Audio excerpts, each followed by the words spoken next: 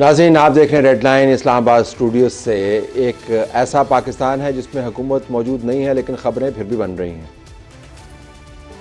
शहबाज शरीफ ने chairman PTI के cipher से मुतल्लिक इल्जामात को साजिशी और सर से पांव तक झूठ का पलंदा करार दे दिया।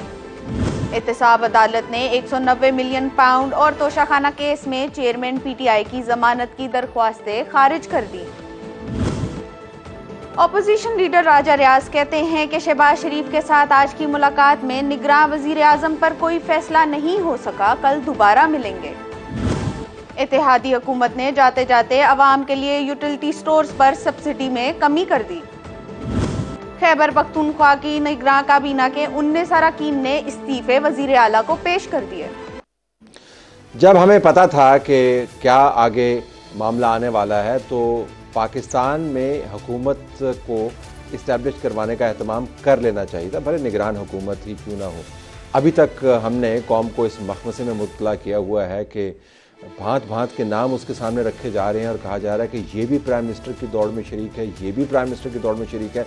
प्राइम मिनिस्टर का ऑफिस जिसके लिए तवील जदोजहद चाहिए, यूँ लगता है अप फॉर ग्रैब्स, यानी उसको कोई भी ऑक्यूपाई कर सकता है। ये तमाम एम्बिग्विटी जो है इसको ख़त्म किया जा सकता था, एक स्मूथ ट्रांजिशन हो सकती थी, कैलेंडर आपके पास मौजूद था, वो आपने नहीं किया। अभी भी राजा रियाज और प्राइम मिनिस्टर पाकिस्तान शहबाज शरीफ साहब जो अब ट्रांजिशन में हैं, उनके दरमियान बातचीत बेनतीजा साबित हुई। प्रेस कॉन्फ्रेंस हुई, कहा गया कि दोबारा कंसल्टेशन करेंगे। हालांकि हमारी अंदर की खबर ये है कि एक वो निगरान हुकूमत है जो मीडिया बना रहा है और एक वो निगरान हुकूमत है जो बन चुकी है, उसका इजहार नहीं हो रहा। ज़रा इसके ऊपर भी हम थोड़ी सी बात करेंगे। हमारे पास बैरिस्टर ज़फ़रुल्लाह खान साहब मौजूद हैं, मुस्लिम लीग नवाज़ की तरफ से, आपका बहुत शुक्रिया।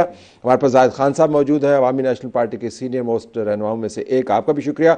कामरान यूसुफ साहबी तजियाकार, बड़ी तगड़ी आवाज़ है तजियाकारों में, आपका भी बहुत शुक्रिया। और कमर ज़मान कायरा साहब हमें थोड़ी देर में भी ज्वाइन कर रहे हैं, तो उनके लिए कुर्सी हमने खाली छोड़ी हुई है। वैसे भी कुर्सियाँ अब काबीना की तो खाली होगी। तो आपको जनाब पता था कि क्या होने वाला है, तो ये बीच में 3-4 दिन इतना बड़ा मुल्क है, क्यों किया? Thank you very much. Faiz ने कहा था कि विसाल यार फ़कत आरज़ू की बात नहीं, अगर आरज़ू होती तो मैं बना लेता। ठीक, और हिम्मत नहीं थी? नहीं। पाकिस्तान के आइन ने जो एक अरेंजमेंट बनाया है, वो खुद कहता है कि 3 दिन प्राइम मिनिस्टर अपोजिशन लीडर सोच सकते हैं, 3 दिन अगर पार्लिमानी कमेटी और 2 दिन इलेक्शन कमीशन। तो गोया कि उसने एक स्पेस रखी है। जो नॉर्मेलिटी और अब नॉर्मेलिटी को हम जज करेंगे पाकिस्तान के आइन के साथ। मेरी ख्वाहिश तो ये हो सकती है, जैसे मार्गरेट थैचर को अगर आप पढ़ें ना 10 डाउनिंग स्ट्रीट, उसमें वो कहती है कि मैं जब प्राइम मिनिस्टर बनी पहली दफ़ा, तो मैंने 24 घंटे के अंदर कैबिनेट बना ली। ठीक, मैं तो कहता हूँ 4 घंटे में बननी चाहिए, लेकिन हम इसको अब नॉर्मल नहीं कहेंगे। नहीं, अब नॉर्मल हम कह नहीं रहे, लेकिन आइन में कहीं पे ये बार है कि आप पहले ये तदब्बर और दानिशमंदी और ये कंसल्टेशन पहले करना चाहिए। मैं तो कहता स्मूथ ट्रांजिशन होता है, शायद एक घंटे में भी ऐलान कर देते, लेकिन अभी भी हम ये कहेंगे कि विद इन नॉर्मल एम्बिट है।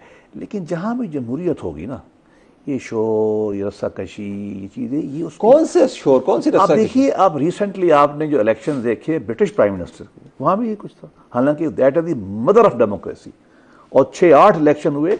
मैं कहता हूं कि जमहूरियत की आइडियल में से एक आइडियल खपशप। देखिए, हमें उस मदर ऑफ डेमोक्रेसी की पता है और अपनी कदर ऑफ डेमोक्रेसी की भी पता है, लिहाजा मवाज़ने बसद एहतराम हम कहेंगे कि हम मवाज़ने में थोड़ा सा एहतियात करें। नहीं, मैं करता नहीं। मेरे नज़दीक तो पाकिस्तान फुली डेमोक्रेटिक स्टेट है ही नहीं, सोसाइटी डेमोक्रेटिक नहीं है। हमें तो राइट ऑफ रूल पाकिस्तान में अवाम का किसी ने नहीं माना। लेकिन जो इकदाम कर सकते तो वो तो करने चाहिए। तो बहुत सख्त। राजा रियाज साहब की जो कंसल्टेशन है आज वज़ीर आज़म के साथ, मैंने सवाल मुकम्मल किया नहीं तो आप उसके ऊपर हंस रहे हैं, ये तो अच्छी बात नहीं है।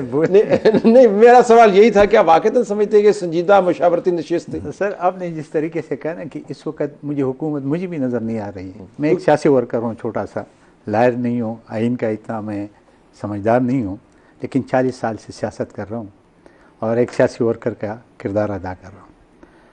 देखिए, ये चीज़ें उस जगहों पे होती डिले होते हैं कि जहाँ पे अपोजिशन की और हुकूमत की बात नहीं बनती है। क्योंकि आइन ने ये 3 दिन दिए है ना, 4 दिन, ये इसलिए दिए कि ये आपस में मिल बैठकर इसका हल ढूंढेगा। नहीं है तो फिर कमेटी जाते हकीकी ऑपोजिशन और हुकूमत और आपस में लेन देन बातचीत। मैं राजा रियाज को हकीकी अपोजिशन नहीं समझता हूँ, और उसको जब नहीं समझता हूँ तो इस वक्त जो रोल, आप अकेले नहीं है, वो खुद को भी हकीकी अपोजिशन उसकी तो मर्जी है। और इस वक्त जब मैं शहबाज शरीफ को भी एज ए प्राइम मिनिस्टर नहीं समझता हूँ, इस वजह यही है कि प्राइम मिनिस्टर तब होता है जब उसके साथ उसकी कैबिनेट होती है।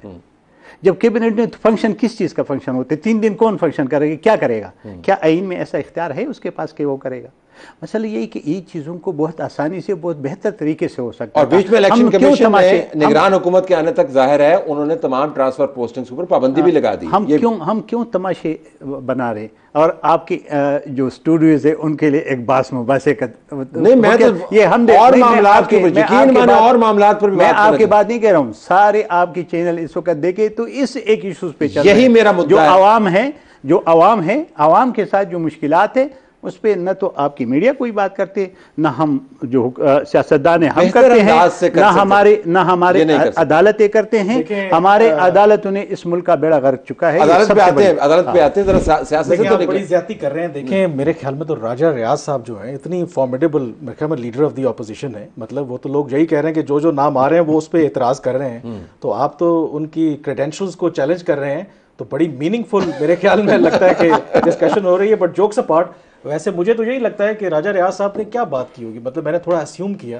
तो पंजाबी में बात की होगी, चंगी बारिश हो गई है आज, मतलब मौसम भी बड़ा चंगा है, तो ठीक है फिर कल मिलते हैं। संजीदा नाम मुझे लगता है, जो मुझे व्हाट आई फील, मुझे ये लगता है कि शहबाज शरीफ साहब की बड़ी ख्वाहिश थी प्राइम मिनिस्टर बनने की, तो जाहिर है कि कुर्सी छोड़ना इतना आसान काम नहीं है। किसी ने कहा कि वो 14 अगस्त यौम आज़ादी है, शायद वो बतौर प्राइम मिनिस्टर झंडा लहरा के जाना चाहते हैं, तो वो एक्सटेंड करना चाहते हैं। मजा है, अभी 2-4 दिन और कर लेंगे, ठीक है, नाम जहां डिसाइड होना है वो हो चुका है शायद, लेकिन तो ये देयर इज अ पॉसिबिलिटी जो गैर, मैं एग्री करता हूं, कॉस्ट जो बहुत ज्यादा है। मैं एग्री करता हूं कि अगर आप कहते हैं कि तमाम जो स्टेक होल्डर्स हैं they are on the same page, और आज भी एक इंटरव्यू में शहबाज शरीफ साहब कह रहे थे कि एवरीथिंग जो है वो आइन के मुताबिक हो रही है, तो ये कौन सा इतना मुश्किल काम था। कल आपने असेंबली तहलील की, आज इस वक्त अब हम बात कर रहे हैं कि टेकर प्राइम मिनिस्टर होना चाहिए था, साथ नई कैबिनेट होनी चाहिए थी, तो सर्टनली ये एक गलत मैसेज जो है ये जाता है इस तरीके से जो कर रहे हैं। और वैसे भी लोग सीरियस इसके बाद के साथ इसलिए देखता हूँ कि आज भी आपके एस्टेब्लिशमेंट ने नोटिफिकेशन जारी की ट्रांसफर्स की, इख्तियार किसने एस्टेब्लिशमेंट को दिया है कि जी वो ट्रांसफर करे? वैक्यूम के अंदर ना जी, वो कहते हैं पावर एबोर्स वैक्यूम, पावर किसके पास है कि ये हल्के जो है वो वैक्यूम को फिल कर लेते हैं। बैरिस्टर साहब फिर फैज से ना स्टार्ट करें, पहले जब किया तो मैं जरा थोड़ा डर गया। बैरिस्टर आप बता दें कि जो माशाल्लाह अहले ज़ौक़ हैं तो वो कोई भी कोट कर सकते हैं, आप बता दें क्या आपको सुनना है इनसे। देखिए, एक तो है ना कि वो चीज़ जिसको मैं आइडियल समझता हूँ, शायद हम सब ये आइडियल समझेंगे कि आज सुबह जब हम उठते तो एक नई शेरवानी हमें नज़र आती, मतलब आइडियल तो ये हो सकता है, लेकिन ग़ालिबन इसको मैं फिर यही कहूँगा कि ये भी रूटीन का हिस्सा है। हमें ये देखना पड़ेगा ना कि मुश्किल क्या थी। मुझे नहीं मालूम, मैं तो पार्ट ऑफ प्रोसेस नहीं हूँ। एनालिटिकली स्पीकिंग इसमें क्या मेरा ख्याल ये ऑपोजिशन हकीकी है नहीं, जो मैं शायद ये नहीं कहना चाहता, मेरा अपना ख्याल ये कि पाकिस्तान के अंदर डेमोक्रेटिक इदारे, डेमोक्रेटिक डिस्पोजिशन, पूरा बिहेवियर अभी है ही नहीं, तो हम उसको कैसे एक्सपेक्ट करते हैं कि आइडियल लेवल पे यहाँ आके वो अपना इजहार करें। आइडियल तो हम नहीं, हम तो कोई बरतानवी जमहूरियत की रिवायत के, हम तो एक सिंपल कॉमन सेंसिकल बात है। कार साहब आइए, आपकी कुर्सी हमने खाली छोड़ी हुई थी, जो कुर्सियां वैसे भी आजकल खाली हैं आपकी, बल्कि ये कहें कि जाए उस्ताद खालिया, उस्ताद आ गए, अब ये जवाब दें। हम जरा बहस को लेके चलते, तो मुश्किल तो नहीं थी ये, हम बड़ा बेसिक सा मयार आपके लिए सेट कर रहे हैं कि आपके लिए ट्रांजिशन आसान हो जाती, कौम जो है एम्बिग्विटी का शिकार ना होती, मीडिया के अंदर और बातों के ऊपर बहस हो रही होती, और हर किस्म के लोग जो हैं, और जिसके ऊपर कायरा साहब ने पिछले प्रोग्राम में बड़ी अच्छी बात की, तो उन्होंने कहा कि ये संजीदा ऑफिस है, प्राइम मिनिस्टर का ऑफिस, निगरान का भी संजीदा ऑफिस है। ऐसी दौड़ लगी हुई है, मतलब कौन कौन बंदा जो है वो जॉकिंग नहीं कर रहा, यहाँ तक खैश करने में क्या अर्थ। मैं बल्कि मैं अगली बात बताऊं, ये फिर वो हंसेंगे, इंसानी नफ्सियात का हिस्सा है। वो हमारे जो उस्ताद थे ना अब्दुल्लाह खान गालिब, उन्होंने बहुत अच्छी, उन्होंने कहा कि जो कायनात की इम्कानात है ना, वो हमारी जो ख्वाहिश है एक लम्हे में तय कर जाती है कहाँ तमन्ना का दूसरा कदम या रब, मैंने दश के इम्कान को एक नक्शे कफ़े पा पाया, तो मुझे हक तो हासिल है ना ख्वाहिशात का। गालिब बल्कि मैं ये कहूंगा कि पूरी दुनिया एक मुल्क बन जाए और मैं उसके वज़ीर आज़म बन जाऊं। ये गालिब के ऊपर बड़ी बड़ी मैंने तनकीद देखी है, लेकिन जब आप उसको शहबाज शरीफ और राजा रियाज की गुफ्तगू-ओ-शनीद के पैराए में उसको बयान करते हैं, मेरे ख्याल में रूह तड़पती है। आपने जब कहा ना कि लोगों ने शेरवानियां बहुत सिलवाई हुई हैं, सुन ले, कल से जो 2-3 दिन से जो एंकर बैठे होते हैं ना रात को ये प्रोग्राम करते हैं, बहुत सारे एंकर को मैंने सुना कि मुझे पता है कि कौन सा नाम है। बिल्कुल, जिब्रील अलैहिस्सलाम हर एक एंकर जिब्रील कहता है कि मुझे पता है, तो मुझे नहीं पता कि ये एंकर को कौन बताता है। हाँ, वो जो जिब्रील और किसी को पता नहीं है, किसी को कारा साहब आप जिब्रील बताता है। कारा साहब, आपने एक तो जरा प्राइम मिनिस्टर के ऑफिस की तकदीस की और उसके एहतराम की बात करते हैं। आपने पहले कहा था कि पॉलिटिकल नाम होने चाहिए। जो आपकी पार्टी की तरफ से नाम आए वो पॉलिटिकल्स नहीं है, वो टेक्नोक्रेट्स हैं। तो ये जरा बता दें कि इसमें डिविएशन कहाँ से? अभी तक मैं कंफर्म नहीं कर सकता कि मेरी पार्टी की तरफ से कौन से नाम आए अभी तक। जो 2 नाम जो हम कोट कर रहे हैं वो आप कर रहे हैं, मैं तो नहीं कर रहा। सो आपकी पार्टी के नाम नहीं? मैं आज कर रहा हूं, मैं कंफर्म नहीं कर रहा। मेरी अगर पार्टी की तरफ आप मरकजी लीडर हैं, अगर मेरी क़यादत की तरफ से कंफर्म नहीं हुए, ये पिछले कोई 15 दिन से नाम चल रहा है। कल हमारे किसी दोस्त ने ऐसे 7 कह दिया और उसको कहा गया कि बस ये पार्टी की तरफ से हो सकता हो, मुझे ये भी नहीं पता, लेकिन मैं सर्टिफाई नहीं कर सकता। लेकिन अगर मुस्तनद नाम होते तो आपको पता होता ना। ये तो मैं हम ये बात तो इसरार कर गुजारिश करूं कि आपके ख्याल में ऐसा होना चाहिए। जमातों के स्ट्रक्चर के अंदर ये मुमकिन नहीं होता कि हर बात हर बंदे से शेयर की जाए। ठीक, उसके अपने अपने लेवल्स होते हैं।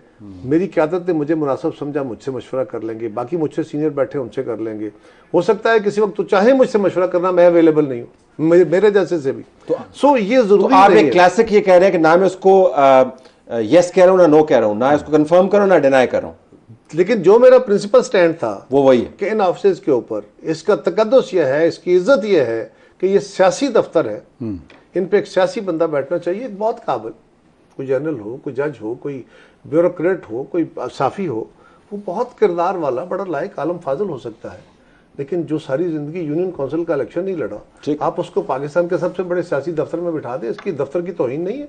ठीक, सो मेरी भी जमात अगर नहीं करी तो ये मेरी राय है। मेरी जमात तो अभी तक जो आपने अभी तक सियासतदानों ने आईनी तरमीम की ना, क्यों की? फिर ये न्यूट्रल का रास्ता तो आपने ही दिया ना। देखिए, मैं एक और गुजारिश करूं, न्यूट्रलिटी डज नॉट मीन किसी बंदे के ऊपर मीटर रख के बता सकते हैं कि फलां जज साहब न्यूट्रल है। हमारे यहाँ तो यही अस्यूम किया जाता है, अगर कुछ सियासतदान होगा उसको केयरटेकर बनाएंगे तो सवाल का जवाब देता हूं। ठीक है, क्या आप पाकिस्तान के किसी जज साहब के माथे पे उंगली रख के कह सकते हैं कि मैंने जज कर लिया ये न्यूट्रल है?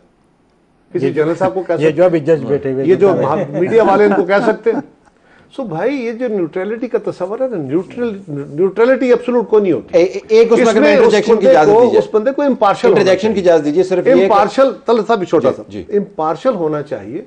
न्यूट्रलिटी कोई लफ्ज नहीं है, लेकिन इम्पार्शियलिटी है उसके एक्ट। लेकिन सबको एक आंख से कायरा साहब, चूंकि जो टास्क है वो इंतखाबात करवाना है और जो डिक्लेयर्ड लॉयल्टी है किसी भी सियासतदान की, वो इंतखाबात के अमल से बादियुन नजर में on the face of it clash करती है। तो मेरे ख्याल में ज्यादा बेहतर होगा कि इस बात की है कि सारे मुल्क के अंदर ये बहस छिड़ी हुई है कि वजीर आजम कौन होगा। ये 1.5 महीना पहले से बहस है, अब तो बहुत तेज हो गया। अब तो अभी भी मंडी के अंदर इतना धंधा तेज हो गया। देखिए तलत साहब इतनी गालियां निकाल रहे हैं, लोग इतनी गालियां मीडिया वाले निकाल रहे हैं कि ये फलां सियासतदान देखो इनसे फैसले नहीं हो रहे।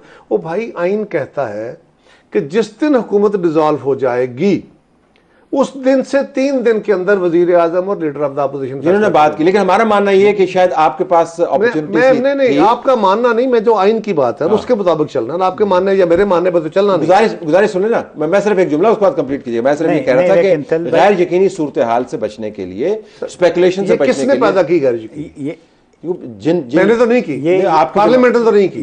नाम ही नहीं आया। हमसे वो सवाल कर डाला जिसका भी वक्त नहीं था, और मैं पहले दिन से कह रहा था कि भाई ये वक्त पे आके तय हो जाएगा। मुझे एक जुमला अपना कह लेने दें। अर्ज ये है कि इस सारे निजाम के अंदर जो इलेक्शन होना है, इसमें वजीर आजम की हैसियत है क्या? बिल्कुल नहीं है। मैं तो रोज कहता हूँ वजीर आजम इस्लामाबाद की हद तक है। अगर एडमिनिस्ट्रेशन किसी के कंट्रोल में होगी, वो भी नहीं होगी, लेकिन वो चीफ मिनिस्टर होंगे, वहां भी नहीं होगी। अच्छा, दूसरा जिसने करना है इलेक्शन, जिसने कराना है, वो है इलेक्शन कमीशन, उसको तगड़ा होना चाहिए। हमारे मुल्क के अंदर अगर मैटर करता है तो इलेक्शन कमीशन, या माजी में जो कुछ होता रहा, जो लोग मैटर करते हैं, वजीर आजम को, आपको याद है पिछला वजीर आजम हमारा केयरटेकर कौन था? अच्छा, मैंने कहा मौजूदा वजीर आजम का पूछा, आपको पिछले वजीर आजम का पता है केयरटेकर कौन था? भूल रहे हैं, नासरुल मुल्क। उससे पिछले का पता है? मैं सोच के दिया ना, इसलिए कि वो रेलेवेंट है। मैंने ये नहीं आपका इम्तिहान ये रेलेवेंट नहीं है। 2013 की जब इलेक्शन था, जो हमारे चीफ इलेक्शन कमिश्नर था, हमारे साथ 2013 में बहुत कुछ हुआ है। हमने बहुत शहीदों की जनाजे, हमने लेटर लिखा उसको कि भाई ये हमारे साथ क्या हो रहा है, आप किस लिए बैठे हैं। प्राइम मिनिस्टर को लिखा, न प्राइम मिनिस्टर ने कोई जवाब दिया। और जब चीफ इलेक्शन कमिश्नर जब रिटायर हो रहा था तो किसी ने उसके ऊपर सवाल किया तो उसने कहा मैंने तो खत देखा ही नहीं है। अब इस मुल्क में हम क्या कहें कि कौन सा बंदा बेहतर है और किसके पास इख्तियार है और किसके पास इख्तियार नहीं है, मसला यही है। और मैं एक कायरा साहब की इस बात से कि 3 दिन है, लेकिन 3 दिन का ये मतलब नहीं होता कि 3 दिन पूरा हो तो आप किसी को नॉमिनेट करें। ये आप 3 दिन इसलिए आपको देते हैं कि अगर आपके कंप्रोमाइज नहीं हो रहा है तो वो फिर इतना इसे में करें। लेकिन उससे पहले आप अनाउंस नहीं करते, लेकिन ट्रेडिशनली नहीं करते। नहीं, वो तो चलो पहले आज तो कर सकता है, लेकिन आपको उसी वक्त करना चाहिए। मैं जो एक पॉइंट चीज याद रखिए, अगर बाहर नहीं है पहले अनाउंस कर देते हैं तो हमारे यहाँ तो पता है ना कि जिसका नाम निकल आता है सारे रुख उस कुर्सियों को। लेकिन अभी आप खुद ही कह रहे हो उसकी हैसियत नहीं है, फिर उससे कुर्सियां मैं अगर मैं गलत कह रहा हूं तो मुझे कन्फ्रंट कर दीजिए। कह रहे साहब, एक मुझे इजाजत दें, जो बात बिल्कुल आप ठीक कह रहे हैं कि आइडियली देखें एक डेमोक्रेटिक प्रोसेस है, 3 दिन होने चाहिए। लोग इसलिए बात कर रहे हैं कि अगर तो लीडर ऑफ द ऑपोजिशन इस वक्त होते इमरान खान, फिर तो समझ आती कि जी इख्तलाफ है, फिर तो समझ आती। लोग ये कहते हैं कि इस वक्त राजा रियाज साहब क्या वाकई जेन्युइन एक ऑपोजिशन लीडर हैं? वो तो सारे आप इकट्ठे ही हैं, तो इसलिए मुझे ये क्या बात है, क्या मुश्किल है? इसलिए लोग इस मामले से क्या गरज, क्या मसला है कि वजीर आजम का नाम अभी तक क्यों नहीं आया? आपका मसला क्या है? मसला ये है, उसके ऊपर बात कर ले। अब्दुल्ला साहब एक मिनट ठहर, ताकि हमें ये समझ आए कि भाई हमारे मुल्क का काम रुक गया है, इलेक्शन कमीशन का काम रुक गया है। आइन कहता है कि जिस दिन ये असेंबलियां डिसॉल्व हो जाएंगी उससे 3 दिन के अंदर अंदर ये फैसला होना है। ये जायद खान की बात दुरुस्त है कि पहले दिन हो सकता है। अच्छा, फर्ज करें उन्होंने किसी प्लान से, मैं आपकी बात को आगे बढ़ाते, फर्ज करें ये किसी प्लान के तहत ये 2 अहबाब हमारे 2 दिन लेट कर लेंगे ना। आज पहला दिन है, कल कर लेंगे, परसों तो फैसला करना होगा, परसों नहीं करेंगे तो कमेटी में चला जाएगा। देखिए हमारी तो 7वें दिन तो इलेक्शन कमीशन भी दे ही देगा ना। देखिए कारा साहब, ना इससे इलेक्शन गुजारिश सिर्फ ये है, गुजारिश ये बसद एहतराम गुजारिश ये है कि चूंकि हमें दिनों का जो ज़िया है वो ज्यादा महसूस नहीं होता। हमने वक्त इतना ज़ाया किया हुआ है, ज़िया इशू नहीं है। मैं एक और गुजारिश और एक और का तकर्रर अगर 7 दिन में भी हो, 7वें दिन भी हो, आपने फरमाया इवन देन 90 डेज से आगे इलेक्शन, आपने फरमाया कि ये उनका किरदार नहीं है प्राइम मिनिस्टर का। ये जो आपने एम्पावर किया है केयर टेकर्स को, ये care takers ordinary care takers अब नहीं है सर। हमने क्या ये नहीं है, तो इन्होंने गवर्नमेंट, देखिए पहले तो मैं वही एक फिक्रे में कहूँगा कि नॉर्मल क्या है, अच्छा क्या है, ये पैमाना मेरी ख्वाहिश नहीं होनी चाहिए। जैसे मैंने ओपनिंग कहा था, जिसको इन्होंने कहा वो आइन है। ठीक, ये जो इम्पावर वाली बहस है ना, मुझे समझ नहीं आती। 3 अमेंडमेंट हुई हैं उसमें। एक अमेंडमेंट ये हुई है कि पहले था डे टू डे, लिखा है एंड अर्जेंट मैटर्स, जो गवर्नमेंट करेगी, पहले भी कर सकती, थोड़ी क्लैरिटी। दूसरी अमेंडमेंट उसमें ये आई है कि पोस्टिंग ट्रांसफ़र पहले ये था कि केयर टेकर जब आती थी तो मेजर नहीं करती थी, अब उसको लिखा कि जब इलेक्शन के शेड्यूल अनाउंस होगा उससे पहले कर सकती, उसके बाद नहीं कर सकती। कोई बड़ी अमेंडमेंट नहीं। तीसरी अमेंडमेंट क्या है कि आपके मल्टीलैटरल और बाईलैटरल जो इंटरनेशनल एग्रीमेंट हैं उनका जो ऑन गोइंग काम गवर्नमेंट करना वो करेगी, इसके अलावा कोई तब्दीली। अगले सुने, इलेक्शन कमीशन ऑफ पाकिस्तान को हमने इतना एम्पावर किया है, इतना एम्पावर किया है कि तारीख़ इंसानी में कभी नहीं था। इलेक्शन इन्होंने कराने हैं या किसी और ने करवाने हैं, जो चोरी करते हैं, जो कुछ करते हैं। ये बहस मेरा अपना ख्याल ये है कि आइन ने अगर 7 दिन दिए हैं ना, हम इनमें हाइप क्रिएट करके अपना भी नुकसान करते हैं। तो हाइप कौन मेरा बात करना, तमाम नाम रिलीज हुए हैं सियासी जमातों की तरफ से। हमने अगर हमने सवाल रेज किया हो तो हम जिम्मेदार। सवाल आप 1.5 महीना पहले रेज कर रहे हैं क्योंकि आप नाम रिलीज कर रहे हैं। नहीं, हमने नहीं, नाम रिलीज कर रहे हैं। मैं तो आज कह रहा हूं कि मेरी पार्टी की तरफ से कोई, लेकिन आपने साथ ये भी कहा कि हो सकता है कि उन्होंने किया क्योंकि मुझे पता नहीं। नहीं, मेरी जमात की तरफ से नाम नहीं आया। नहीं, आपने फरमाया कि हो सकता है कि मैंने कहा मेरी क़यादत नहीं, मेरी तरफ से मेरी जमात की ऑफिशियली कोई स्टेटमेंट नहीं है। ना सवाल आपने किया ना हमने किया, आवाम कर रहे हैं आपसे। आपके स्टॉक एक्सचेंज किस तरह कहाँ जा रहे हैं? ये भी एक नहीं सर, नहीं है, बात नहीं है, मैं नहीं है। अवाम ने क्या इलेक्शन में आके बताया है, तो रिफरेंडम में बताया है नहीं, ये अवाम के सेल्फ। शाहिद खान, ये सारा मीडिया को कोई स्टोरी चाहिए बहस करने के लिए, आपने स्टोरी चला दी। नहीं, हमारे पास अच्छी स्टोरीज भी है, हम क्यों चलाने दे रहे हैं? अच्छी स्टोरी होगी, हम क्यों चलाने दे रहे हैं? स्टोरी नहीं है, हम एक सियासी लोग हैं। हम आगे चले जाए ना अच्छी स्टोरी पे। सिर्फ ब्रेक के बाद मुझे सिर्फ यह है कि क्या ये बहस पार्लियामेंट से छिड़ी है, सियासी जमातों ने छेड़ी है, सिविल सोसाइटी या मीडिया ने छेड़ी है? ये रेड़े वाला अंदर से आई है। अब आप मैं चाहूंगा अगर मेरी तरफ से खोल के बता दें। मैं आपको बताऊंगा बहस कहाँ से, ब्रेक मैं बताता हूँ कहाँ से बहस आई। नहीं बड़ा आप जाए। नाज़रीन, अभी हम ये बहस कर रहे थे कि ये हम बहस क्यों कर रहे हैं कि प्राइम मिनिस्टर जो है वो कौन आएगा, और ये बहस छेड़ी किसने। तो कारा साहब ने कहा कि सियासतदानों ने तो नहीं छेड़ी, टॉक शोज के ऊपर आपकी पार्टी के अपने नुमाइंदगान कुंडी साहब की तरफ से नाम आए, इंडोर्स किया 2 दिन पहले। लेकिन अब डेढ़ महीने अब आप उसके देखें, अब आप उसके ऊपर मैं बता देता हूँ। 7 दिन मुझसे सवाल किया, 7 दिन मुझसे सवाल किया, 1 2 3 4 10 चैनलों पर जाता हूँ, किसी जगह बैठे हुए मुझे एक आपने सवाल, आपको घेरने का रंग आता है ना, आपके एक दोस्त ने सवाल कर दिया, ये कहा कि हमने मेरा सवाल गलत ये है कि ये बहस सवाल के रंग में पॉलिटिकल पार्टीज के सोर्सेज ने ये नाम दिए हैं। PMLN की तरफ से मैं आपको बता सकता हूं, आपने पूछे, आपने सवाल रेज किए, आपने एंजाइटी का इजहार किया, आपने समाज के अंदर बहस छेड़ी। हमने सब बहस नहीं छेड़ी, हमने सिर्फ ये जानना चाहा कि वो क्या दानिशमंदी है जिसके पेश नजर आप उस कानूनी और आईनी प्रोसीजर को आखिरी दम तक ले जाना चाहते हैं। हमने सिर्फ ये पूछा, उन्होंने कहा जी नहीं, हमारे पास कैंडिडेट्स हैं। अब संजरानी साहब का नाम, आपका क्या ख्याल है? मेरी गुजारिश सुनिए, ये सवाल नहीं था। क्या सवाल था? मुझे 1.5 महीना हो गया ये सवाल का जवाब देते हुए कि बताइए अगला वजीर आजम कौन आ रहा है, और क्यों नहीं हुकूमत बता रही, और क्या हो गया है, राजा रियाज और वजीर आजम क्यों नहीं बैठ जाते? और मैं रोज उन्हें कहता था कि भाई इसका वक्त आएगा तो हो जाएगा। वैसे आइडियल तो यही होता, देखिए हमारा इंडिया का निजाम है, इंडिया की तरह इधर भी काश यही गवर्नमेंट जो है जो इनकम्बेंट होती है कंटिन्यू रखते हैं, जो इलेक्शन कमीशन है ज्यादा ताकत है हमारे अदालतों के, हमारा अदालतों के, यार ये छोड़ दे। आपका चीफ जस्टिस फैसला देता है 63A का, जिसका उसके पास इख्तियार ही नहीं है, और वो कहते हैं कि मैं इसमें अमेंडमेंट करता हूँ। बैरिस्टर साहब ने इसके ऊपर मैं बहुत अरसे से बात कह रहा हूँ।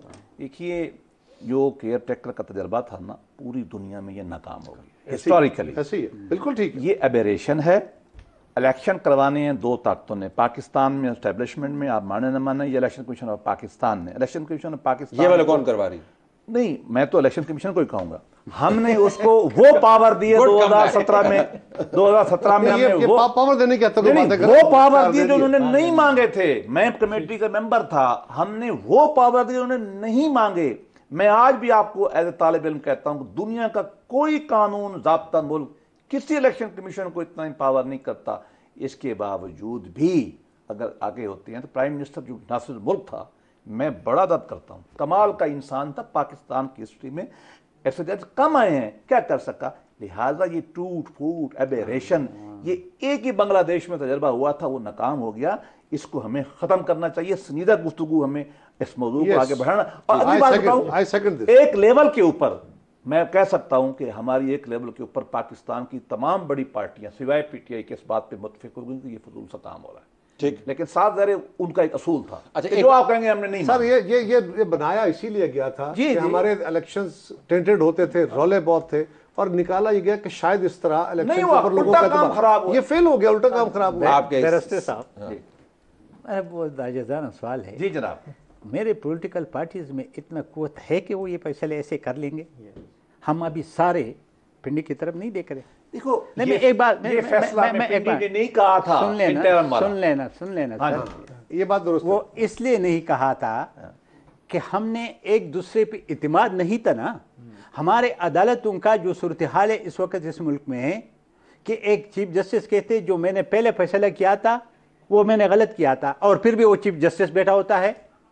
अब मुझे बता दें ये किस इंसानियत में है, दुनिया के किस माशरे में है कि आपका चीफ जस्टिस जो आपने इंसाफ के लिए पाकिस्तान का बनाया है, वो कहते हैं कि जो 63A का जो पहले मैंने फैसला किया था कि पार्टी का हेड डिसाइड करेगा कि कौन फ्लोर क्लास से कर रहा है कौन नहीं कर रहा है, और फिर बाद में कहता है कि नहीं लीडर ऑफ द हाउस करेगा, लीडर ऑफ पार्लियामेंट लीडर करेगा। मेरा नुक्ता यही है कि इस मुल्क में तब भी ये बातें, इसके बावजूद भी कि अगर पॉलिटिकल पार्टीज भी होंगे, हमने देखना है जब तक हमारे अंदर कुव्वत ये पैदा नहीं हुई है कि हम खुद सियासतदान बैठकर फैसले कर ले और वो आगे लेके जाए, हम किसी की तरफ न। ये बताएं कि प्राइम मिनिस्टर का फैसला ये दोनों करेंगे, वैसे आपका क्या सर? बहुत सारी कंसल्टेशन के बाद होगा। सवाल ये है कि पाकिस्तान के अंदर बिलाशुबा हमारी एस्टेब्लिशमेंट का एक बड़ा ताकतवर रोल डायरेक्टली भी रहा है और इनडायरेक्टली भी रहा है, इसमें तो इससे डराया नहीं हो सकता। लेकिन जाहिद खान ये भी हमारी तारीख है कि जब आप उसमें शामिल थे, 18वीं तरमीम कर रहे थे, दुनिया पागल हो रही थी कि क्या हो रहा है बताओ तो सही, ना किसी एजेंसी को खबर मिल रही थी। और जो कुछ आपने किया 18वीं तरमीम में, क्या साहब ने उसको खुश दिली से कबूल किया था? नहीं, किसी ने भी नहीं, आज तक नहीं। इसका मतलब क्या हुआ कि पार्लियामान या सियासतदान या सियासी जमातें जब कोई फैसला करना चाहते हैं तो ऐसा किया जा सकता है। दूसरा फिर मरहला आया अभी इस पार्लियामेंट को, जिसको आप कहते हैं जी इसमें अपोजिशन नहीं है, इमरान खान नहीं है, फला नहीं, इस पार्लियामेंट के अंदर भी ये बिल्कुल थके हुए हालात समझो, ऐसे कर लो। बड़ा रोल हुआ, इतने कानून बना दिए हैं।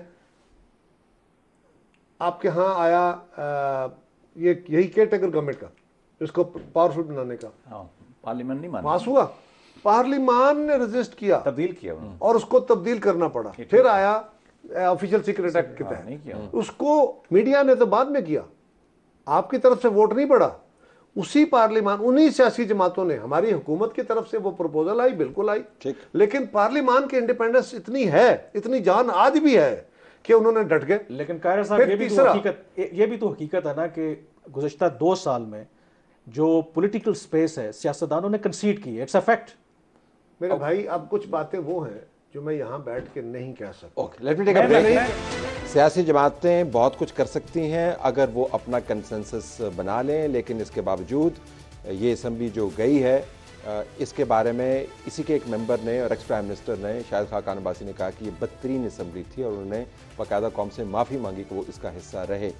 स्पेस की बात है कि आप स्पेस कंसीड की है 2 साल में बहुत ज़्यादा, इसके ऊपर है ना आप।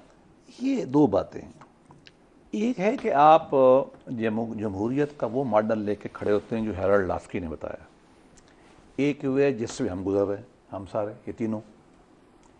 ये मॉडल ये बताता है कि हम कंसीड नहीं करते, है ही नहीं, स्पेस है ही नहीं, हम थोड़ा बहुत लेने की कोशिश करते हैं। अगली बात मैं इनसे कहता हूं, इस स्पेस को लेने के लिए हमने कत्ल भुगते हैं, वो बैठे हैं जुल्फ़िकार अली भुट्टो, उसके कातिल जज कहते हैं जी हमने मारा था, दबाव था, इनका तो ट्रायल करें। ये बैठे हज़ारों बंदे मराने वाले, हमने भी चलो थोड़ी बहुत कुर्बानियाँ दी होंगी। इतनी कुर्बानियाँ सोशलिस्टों ने जो दी हैं, मैं मानता हूँ मॉडर्न डेमोक्रेटिक हिस्ट्री मुझे एक मिसाल दे दें, और ये भी हमारे लिए उतने ही स्टेक होल्डर है मीडिया वाले। ठीक है ना जी, इन्होंने भी बहुत, हमारा भी स्टेक इसी में है, इसी में है, नेचुरली हम सब कमजोर हैं, आपके बगैर ये नहीं चल सकता, और आपके बगैर हमें स्पेस नहीं मिल सकता। हमने मिलजुल के जंग करनी है, जिद्दोजहद करनी है। और एक बात आखिरी फिक्रा, तमाम स्टेक होल्डर जो पावरफुल इदारे हैं पाकिस्तान के, उन्होंने पाकिस्तान के अवाम का राइट टू रूल कभी नहीं माना।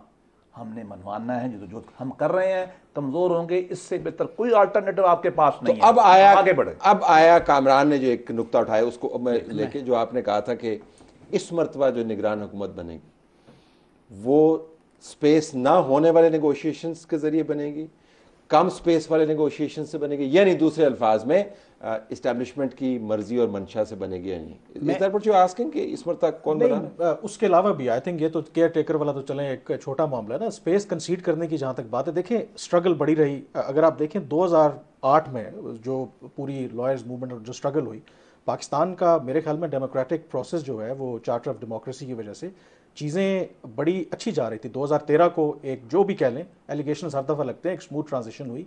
2017-18 तक भी अगर आप देखें चीज़ें काफ़ी बेहतरी की तरफ जा रही थी, ऐसा नहीं था। और अगर 2018 एक व्यू ये भी है कि बेशक भले इमरान खान जीत जाते, लेकिन अगर उस तरह की इंजीनियरिंग ना होती, मतलब एक RTS ना बैठता है। 18वीं आईनी तरमीम की उन्होंने बात, 18वीं आईनी जैसे जमहूरियत को तरमीम बैठा नहीं, दिया। देखें कायरा साहब ने बात की 18वीं आईनी तरमीम की, बिल्कुल इसमें फैक्ट है कि सियासतदानों ने ये प्रूव किया कि अगर वो कंसेंसस डेवलप कर सकते हैं, लेकिन बहुत से ऐसे स्टेक होल्डर्स थे जिनको पसंद नहीं आया। जल बाजवा कंसिस्टेंटली कैंपेन करते रहे 18वीं तरमीम के तलत लिए। साहब ये यहाँ कंसिस्टेंटली कैंपेन यहाँ पे करते लोग रहे। फिर ये और कहते हैं इसको रोल बैक नहीं होगी, नहीं होगी, नहीं होगी। जो मेरा इंपॉर्टेंट पॉइंट था ना कि लोग फिर इसीलिए कहते हैं कि जब सियासतदान कंसेंसस डेवलप करना शुरू हो गए तो फिर हमारे यहाँ जो ताकतें हैं उनको थोड़ा लगा कि ये तो अवाम में ये प्रूव हो जाएगा सियासतदान डिलीवर कर सकते हैं। तो कुछ लोग कहते हैं कि फिर प्रोजेक्ट इमरान खान आया और अंडरमाइन करने के लिए वो अंडरमाइन ड्रिफ्ट कर गए। जाहिद साहब has a point, go ahead.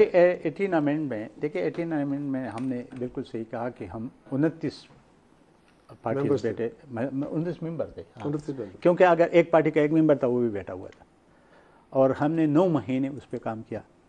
फिर क्या हुआ, हमने तो पास कर लिया। हमने 19 अमेंडमेंट क्यों फिर पास किया?